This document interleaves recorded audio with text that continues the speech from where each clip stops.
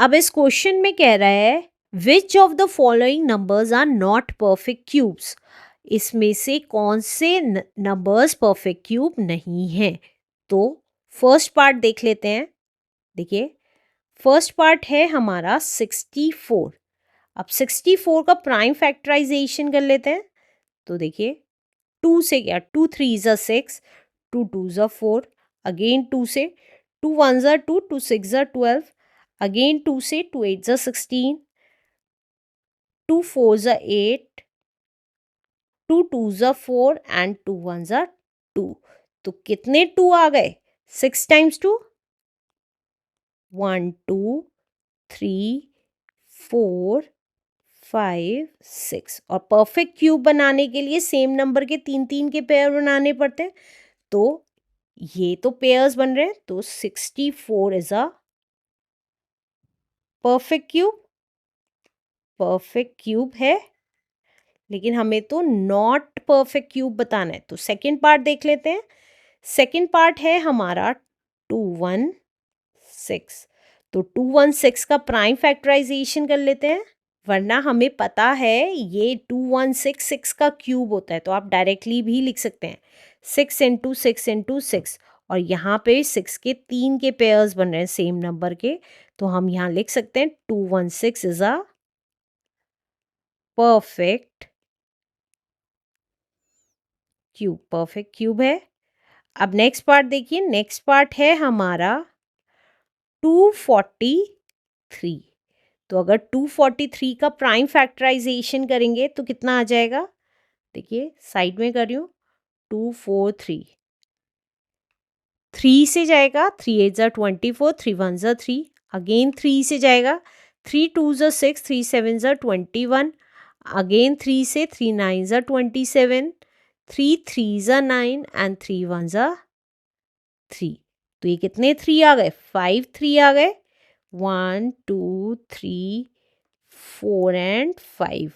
तो देखिए perfect cube होने के लिए 3 के पेयर्स बनने चाहिए सेम नंबर के, तो बाद वाले 2 3 का पेयर नहीं बन रहा है, तो हम यहाँ लिख देंगे 243 is not a perfect cube. Perfect cube नहीं है। अब लास्ट पार्ट देख लेते हैं अपना। लास्ट पार्ट है हमारा 1728। तो इसका प्राइम फैक्टराइजेशन कर लेंगे 1728 का। तो देखिए 2 से गया, 2 8 ज़ा 16, 2 6 ज़ा 12, 2 4 ज़ा 8, अगेन 2 से चला जाएगा, 2 4 ज़ा 8, 2 3 ज़ा 6, 2 2 ज़ा 4, अगेन 2 से चला जाएगा, 2 2 ज़ा 4, 2 1 ज़ा 2, 2 6 ज़ा 12। और हमें पता है 216 6 का क्यूब होता है। डायरेक्टली कर रही हूँ, आप चाहें तो 2 और 3 से भी कर सकते हैं। तो प्राइम फैक्टराइजेशन क्या आ गया? 3 टाइम्स 2 और 3 टाइम्स ही 6। तो अगर आप देखेंगे 2 के भी पेयर बन रहे हैं और 6 के भी, तो हम यहाँ लिख देंगे 1728 is a perfect cube answer. Let's do next question now.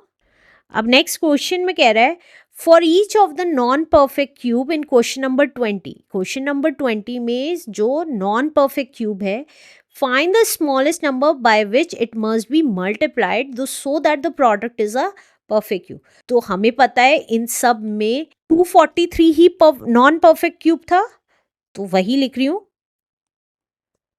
243 is not a perfect cube.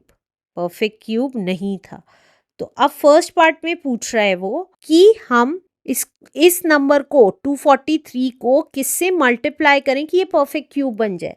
तो अगर 243 का प्राइम फैक्टराइजेशन दोबारा से कर लेते हैं, तो देखिए 243 का प्राइम फैक्टराइजेशन करेंगे तो 3 से गया, 3 8 ज़ा 24, 3 1 ज़ा 3, अगेन 3 से, 3 2 ज़ा 6, 3 7 ज़ा 21, 3 9 ज़ा 27, 3 3 ज़ा 9 एंड 3 1 ज़ा 3। तो 5 टाइम्स 3 आ रहा है। 243 का प्राइम फैक्टराइजेशन 5 टाइम्स 3 आ रहा है, 1 2 3 4 एंड 5। तो अगर पेयर्स बनाए तीन तीन के सेम नंबर के तो एक ही पेयर बन रहा है। तो हम फर्स्ट पार्ट में कह रहा है इस नंबर को किससे मल्टीप्लाई करें कि ये परफेक्ट क्यूब बन जाए।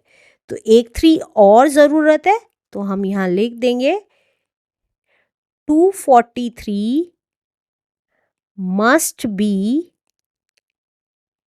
मल्टीप्लाइड बाय, क्योंकि एक 3 की ज़रूरत है तो 3 से ही मल्टीप्लाई कर देंगे to get a perfect cube बनाने के लिए। अब सेकंड पार्ट देख लेते हैं। सेकंड पार्ट में कह रहा है 243 को किससे डिवाइड करें कि जो क्वोशिएंट आए वो परफेक्ट क्यूब बन जाए। तो जिसके पेयर नहीं बन रहे हैं उन दोनों से डिवाइड कर देंगे। तो यहाँ पे लिख देते हैं 243 मस्ट बी डिवाइडेड बाय दोनों 3 से डिवाइड कर देंगे, दैट इज 9 से डिवाइड कर देंगे to become a perfect cube बनने के लिए हमें इसको 9 से डिवाइड करना पड़ेगा। Answer. Let's do next question now.